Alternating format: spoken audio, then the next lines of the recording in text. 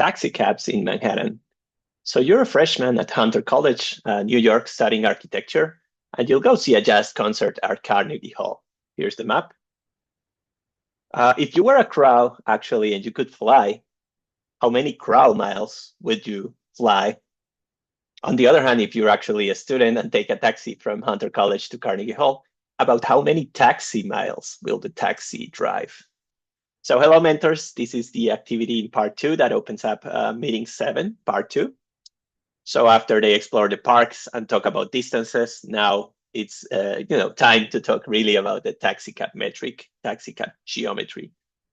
So students will actually try to estimate distances first by straight lines. So this is what we call the crow miles. So just normal distances, so to speak, the shortest path in any direction. So by a straight line without any restrictions.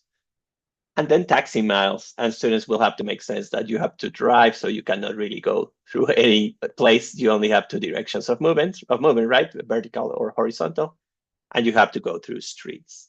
So what will actually happen is that students in their workbooks will use not this map, but this map in more detail, and these rulers, so they could use the fingers. These are reference to see how to compute the crow miles. So it would be just a straight line. Take a look.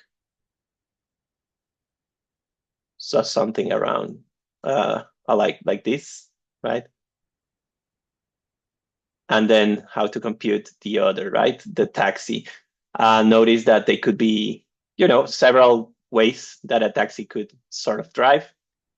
In our Google, actually, we put this in Google, and Google has these many options. So you could do like a triangle, so to speak, just 2 legs of this triangle. And it says 1.1 miles. So luckily students will have 1.1, 1.2, so to speak. But Google also tells us that this could also be a good path, or maybe this guy here. And it also takes the same time. So it's also an optimal path, so minimum distance. So students have to, realize that the taxi should be as quick as possible, right? So should pick the best route, so to speak, but there are several possible best routes. Some extra comments that are important here. So first, the solution should be the crow. It's about 0.85 or so, but you want to get to the exact answer, but something close to that. And then the taxi cab should be maybe 1.1, 1.2, something along those lines. Now, remember, this is an exercise in eyeballing, really. So very quick computations using maybe the fingers, but don't really spend too much time on the calculations. More spend time on the rules. The crow has freedom, so he'll just fly straight, probably.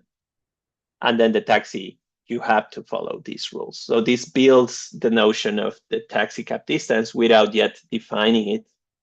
And then after this exercise, you could say, okay, this is the taxi distance, right? You have these rules that you have to follow the horizontal and vertical streets. So hope your students enjoy this activity a lot, and see you in the next video. Bye.